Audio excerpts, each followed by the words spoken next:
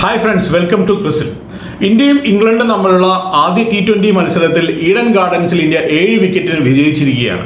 വളരെ ആധികാരികമായിട്ടൊരു വിജയമായിരുന്നു ഇത് എന്നുള്ളതാണ്. അതായത് ഇംഗ്ലണ്ട് ഉയർത്തിയ 132 റൺസ് എന്ന് പറയുന്ന വിജയലക്ഷ്യം ഇന്ത്യ 12.5 ഓവറിലാണ് മറികടന്നത്.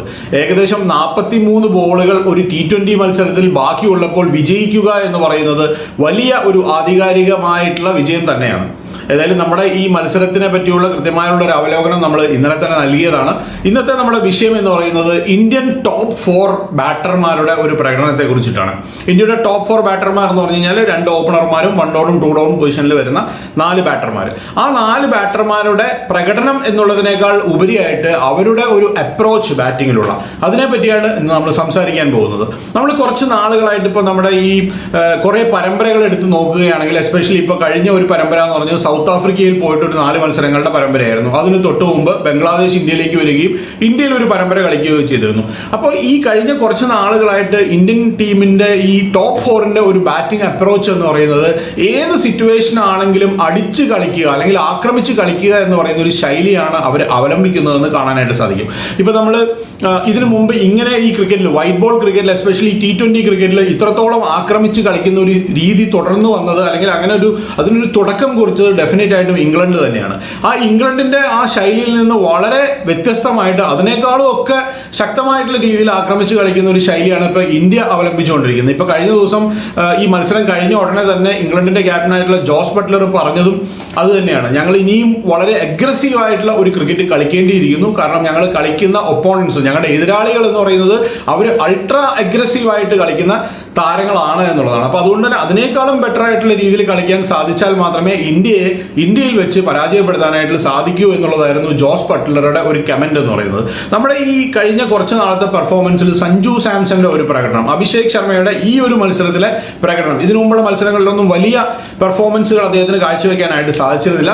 1 ഡൗൺ പൊസിഷനിൽ ബാറ്റ് ചെയ്യുന്ന തിലക് വർമ്മയുടെ പ്രകടനം, അതുപോലെ തന്നെ 2 ഡൗൺ പൊസിഷനിൽ ബാറ്റ് ചെയ്യുന്ന സൂര്യകുമാർ യാദവിന്റെ പ്രകടനം, ഈ 4 ബാറ്റർമാരാണ് ഇന്ത്യയുടെ T20യിൽ ആദ്യത്തെ 4 ബാറ്റർമാർ എന്ന് പറയുന്നത്. എല്ലാവരും തന്നെ ആദ്യ ബോൾ തൊട്ട് തന്നെ ആക്രമിച്ച് കളിക്കാനാണ് പ്ലാൻ ചെയ്തത്. ഇപ്പോൾ ഈ വൺ ഡേ ക്രിക്കറ്റിന്റെ ഒരു കാലഘട്ടത്തിൽ നമ്മൾ നോക്കിക്കഴിഞ്ഞാൽ 100 സ്ട്രൈക്ക് റേറ്റ്, അതായത് 100 ബോളിൽ 100 റൺസ് നേടുന്നതിനാണ് 100 ശരാശരി എന്ന് പറയുന്നത്, ആ ഒരു സ്ട്രൈക്ക് റേറ്റ് എന്ന് പറയുന്നത്.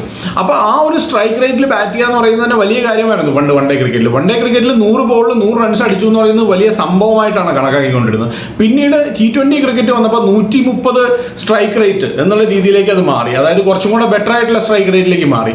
ഇപ്പോൾ കാണുന്ന ഒരു സ്ട്രൈക്ക് റേറ്റ് എന്ന് പറയുന്നത് 200ന് മുകളിലാണ് എന്നുള്ളതാണ്. ഇപ്പോൾ കഴിഞ്ഞ മത്സരത്തിൽ നമ്മൾ അഭിഷേക് ശർമ്മയുടെ ഒരു സ്ട്രൈക്ക് റേറ്റ് നോക്കിക്കഴിഞ്ഞാൽ 232 അദ്ദേഹത്തിന്റെ സ്ട്രൈക്ക് റേറ്റ്. അതായത് 34 ബോളുകളിലാണ് 79 റൺസ് നേടാനായിട്ട് അദ്ദേഹത്തിന് സാധിച്ചത്. ഇതിനു മുമ്പ് സഞ്ജു സാംസന്റെ പല ഇന്നിങ്സുകൾ എടുത്ത് നോക്കിക്കഴിഞ്ഞാൽ 50 ബോളിൽ താഴെയാണ് സെഞ്ചുറി നേടുന്നതെന്ന് കാണാനായിട്ട് സാധിക്കും. അപ്പോൾ 200 അല്ലെങ്കിൽ 200ന് മുകളിലുമാണ് ഇപ്പോൾ പല ഇന്ത്യൻ ടോപ്പ് ഓർഡർ ബാറ്റർമാരുടെയും സ്ട്രൈക്ക് റേറ്റ്. സൗത്ത് ആഫ്രിക്കയിൽ പോയിട്ട് തിലക് വർമ്മയുടെ പ്രകടനവും അതുപോലെ തന്നെയായിരുന്നു. അപ്പോൾ ഈ സ്ട്രൈക്ക് റേറ്റിന്റെ കാര്യത്തിൽ വലിയ വ്യത്യാസം വന്നിരിക്കുന്നു എന്നുള്ളതാണ്. ഇനി ഇന്ത്യയുടെ ഏറ്റവും ഈ T20 ക്രിക്കറ്റിൽ ഏറ്റവും പ്രധാനപ്പെട്ട ഒരു ടൂർണമെന്റ് എന്ന് പറയുന്നത് 2026 ലോകകപ്പാണ്. ആ 2026 ലോകകപ്പ് നടക്കാൻ പോകുന്നത് ഇന്ത്യയിൽ തന്നെയാണ്.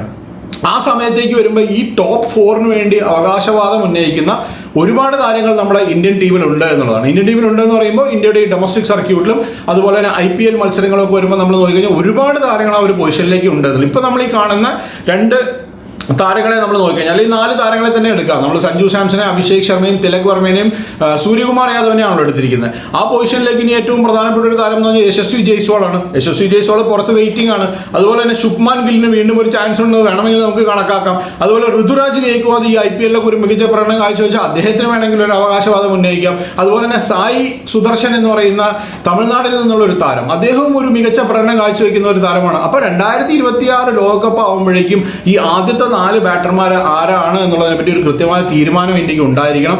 അതിന് ഞാനിത് ഇങ്ങനെ ഒരു വീഡിയോ ചെയ്യാനുള്ള പ്രധാനപ്പെട്ട കാരണം എന്ന് പറയുന്നത് ഇവരുടെ ഒരു ബാറ്റിങ്ങിന്റെ അപ്രോച്ച് എന്ന് പറയുന്നത്, അതായത് ആക്രമിച്ച് കളിക്കുക എന്നുള്ളതാണ്. ഇപ്പോൾ ഈ മത്സരശേഷം അഭിഷേക് ശർമ്മയുടെ ഒരു പോസ്റ്റ് മാച്ച് പ്രസന്റേഷനിൽ അദ്ദേഹം പറഞ്ഞ കമന്റുകളും അത് തന്നെയായിരുന്നു. എൻ്റെ ക്യാപ്റ്റനും എൻ്റെ കോച്ചും എനിക്ക് നൽകുന്ന കോൺഫിഡൻസ്.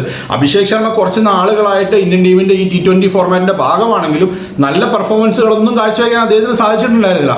എന്നിട്ടും ഈ മത്സരത്തിലേക്ക് വന്നിട്ട് ഒരു തപ്പും തടയിലും ഒന്നുമില്ലാതെ വീണ്ടും ആക്രമിച്ച് കളിക്കാനാണ്. അതായത് കുറച്ച് റൺസ് കണ്ടെത്തി ഒരു 50 റൺസിലേക്കൊക്കെ എങ്ങനെയെങ്കിലുമൊക്കെ എത്തി ഒരു കോൺഫിഡൻസ് ബിൽഡ് ചെയ്ത് അതിനുശേഷം ആക്രമിച്ച് കളിക്കുന്ന ആ രീതിയൊക്കെ മാറിയിരിക്കുകയാണ്. ഫസ്റ്റ് ബോൾ തൊട്ട് തന്നെ അടിച്ച് കളിക്കുക എന്ന് പറയുന്ന ഒരു ശൈലിയാണ് ഇവർ അവലംബിച്ചുകൊണ്ടിരിക്കുന്നത്. ഇപ്പൊ ഇന്നലെ സഞ്ജു സാംസന്റെ ബാറ്റിംഗ് കണ്ടു കഴിഞ്ഞാൽ തന്നെ ആദ്യത്തെ ഓവറിൽ ജോഫ്ര ആർച്ചർ സഞ്ജുവിനെതിരെ നല്ല ഉഗ്രനായിട്ട് ബോൾ ചെയ്തു. മികച്ചൊരു ഓവറായിരുന്നു ജോഫ്ര ആർച്ചറുടെ.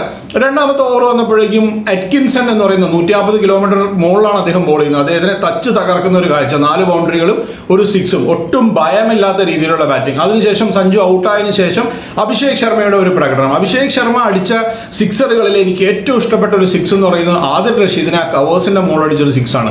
അത് ശരിക്കും പറഞ്ഞാൽ ഒരു ലെഫ്റ്റ് ഹാൻഡർ ബാറ്ററാണ് അദ്ദേഹം സ്റ്റെപ്പ് ഔട്ട് ചെയ്ത് വന്നു. അതൊരു ഗൂഗിളി ആയിരുന്നു, പുറത്തേക്ക് തിരിഞ്ഞു പോകുന്ന ബോളായിരുന്നു. കറക്റ്റായിട്ട് അത് പിക്ക് ചെയ്യാനും നല്ല രീതിയിൽ കവേഴ്സിന്റെ മുകളിലേക്ക് അത് കണക്ട് ചെയ്യാനായിട്ടും അഭിഷേക് ശർമ്മയ്ക്ക് അത് സാധിച്ചു എന്നുള്ളത് വളരെ വളരെ ഇമ്പോർട്ടന്റ് ആയിട്ടുള്ള ഒരു കാര്യമാണ്. അപ്പൊ ഇതുപോലെയുള്ള താരങ്ങൾ, ഇനി യശസ്വി ജയ്സ്വാൾ വരുമ്പോൾ യശസ്വി ജയ്സ്വാളിന് ഇപ്പൊ നമുക്കറിയാം ഏകദിനത്തിൽ അദ്ദേഹം അരങ്ങേറ്റം കുറിച്ചിട്ടില്ല. ടെസ്റ്റിൽ എക്സലന്റ് ആയിട്ടുള്ള ഒരു പ്രകടനം കാഴ്ചവെച്ചുകൊണ്ടിരിക്കുന്നുണ്ട്. T20 എപ്പോഴൊക്കെ ചാൻസ് കൊടുത്താലും അദ്ദേഹം റണ്ണടിക്കുന്നുണ്ട്. രാജസ്ഥാൻ റോയൽസിന് വേണ്ടി സ്ഥിരമായിട്ട് റണ്ണടിച്ചുകൊണ്ടിരിക്കുന്ന ഒരു താരമാണ്.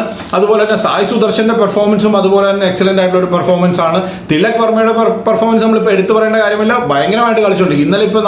ഇന്നലത്തെ നമ്മുടെ വീഡിയോയിൽ നമ്മൾ പറഞ്ഞതാണ് തിലക് വർമ്മ സൂര്യകുമാർ യാദവ് ഔട്ടായതിനു ശേഷം വന്ന് അപ്പോൾ തന്നെ അടുത്ത ബോൾ തന്നെ ഇറങ്ങി അടിക്കാനാണിത്. അപ്പോൾ ഇന്ത്യയുടെ ഒരു പ്ലാനിങ് എന്ന് പറയുന്നത് ഞാൻ വിചാരിക്കുന്നത് ഈ 4 ബാറ്റർമാർ, ആദ്യം വരുന്ന 4 ബാറ്റർമാരെ എന്തായാലും ആക്രമിച്ച് കളിക്കുക എന്നുള്ളൊരു രീതിയാണ് മാനേജ്മെന്റും കോച്ചും അവർക്ക് കൊടുത്തിരിക്കുന്നത് എന്നാണ് ഞാൻ പ്രതീക്ഷിക്കുന്നത്. കാരണം എന്താ വെച്ചാൽ അതിന്റെ ബാക്കിൽ ഇനിയിപ്പോൾ കുറച്ച് ഓൾറൗണ്ടേഴ്സ്, നല്ല ഓൾറൗണ്ടേഴ്സ്, നിതീഷ് കുമാർ റെഡ്ഡി ഉണ്ട്, ഹാർദിക് പാണ്ഡ്യ ഉണ്ട്, അക്ഷർ പട്ടേൽ ഉണ്ട്.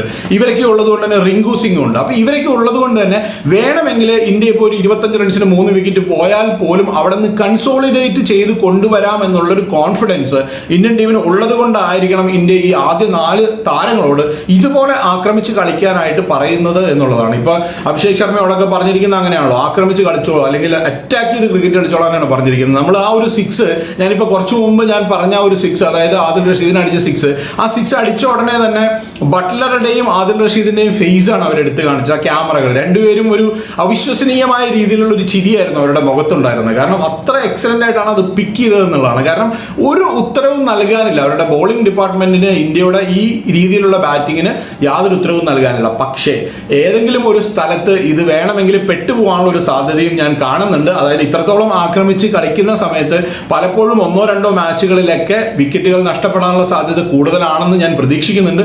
ഈ പരമ്പരയിൽ തന്നെ ചിലപ്പോൾ അങ്ങനെ ഒരു സംഭവം ഉണ്ടാവുമെന്ന് ഞാൻ പ്രതീക്ഷിക്കുന്നുണ്ട്.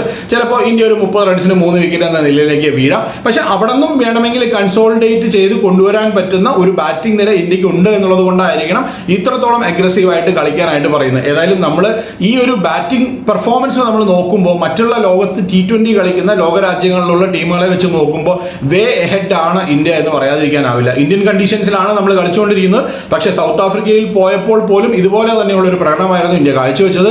ഇനി എൻ്റെ മനസ്സിലുള്ള ഒരേ ഒരു കാര്യം എന്ന് പറയുന്നത് ഓസ്ട്രേലിയയിൽ പോകുമ്പോൾ ഇംഗ്ലണ്ടിലും നല്ല ബാറ്റിംഗ് വിക്കറ്റുകളായിരിക്കും. ഓസ്ട്രേലിയയിൽ പോകുമ്പോൾ എങ്ങനെയായിരിക്കും ഇന്ത്യയുടെ ഈ T20 ബാറ്റർമാരുടെ, കാരണം കുറച്ച് ബൗൺസി ആയിട്ടുള്ള വിക്കറ്റ് ആയിരിക്കും അവിടെ, ഇതുപോലെ തന്നെ കളിക്കാനായിട്ട് സാധിക്കുമോ എന്നുള്ളതാണ് എൻ്റെ മനസ്സിലുള്ള ഒരു ചോദ്യം എന്ന് പറയുന്നത്. നമ്മുടെ ഈ യങ്സ്റ്റേഴ്സിന് ഇതുപോലെ എക്സലന്റ് ആയിട്ടൊരു പ്രകടനം കാഴ്ചവെക്കാനായിട്ട് സാധിക്കുമോ എന്നുള്ളതാണ്. ഏതായാലും 2026 ലോകകപ്പ് ആവുമ്പോഴേക്കും ഇന്ത്യയുടെ ബാറ്റിംഗ് എന്ന് പറയുന്നത് ആരെ എടുക്കണം എന്നുള്ളൊരു കൺഫ്യൂഷനിലേക്ക് മാറും എന്നുള്ള കാര്യത്തിൽ യാതൊരു സംശയവുമില്ല.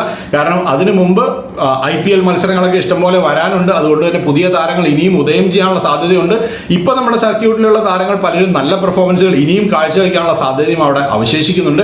ഏതായാലും 2026 ലോകകപ്പ് ആവുമ്പോഴേക്കും ഇതുപോലെ തന്നെ അഗ്രസീവായിട്ട് കളിക്കുന്ന, അല്ലെങ്കിൽ നല്ല രീതിയിൽ പേടിയില്ലാതെ കളിക്കുന്ന, അത് ചിലപ്പോൾ തോൽക്കാം ജയിക്കാം എല്ലാം സംഭവിക്കാം, അതൊന്നും കളിയിൽ പറഞ്ഞിട്ടുള്ളതാണ്. പക്ഷേ പേടിയില്ലാതെ, ഒരു ഭയമില്ലാതെ കളിക്കാൻ പറ്റുന്ന ഒരു ബാറ്റർമാരുടെ നിരയെ സൃഷ്ടിച്ചെടുക്കാനായിട്ട് ഇന്ത്യൻ മാനേജ്മെന്റിന് സാധിക്കട്ടെ എന്ന് ആശംസിച്ചുകൊണ്ട് നിർത്തുകയാണ്. മറ്റു വീഡിയോ ആയിട്ട് നമുക്ക് വീണ്ടും കാണാം. ബൈ.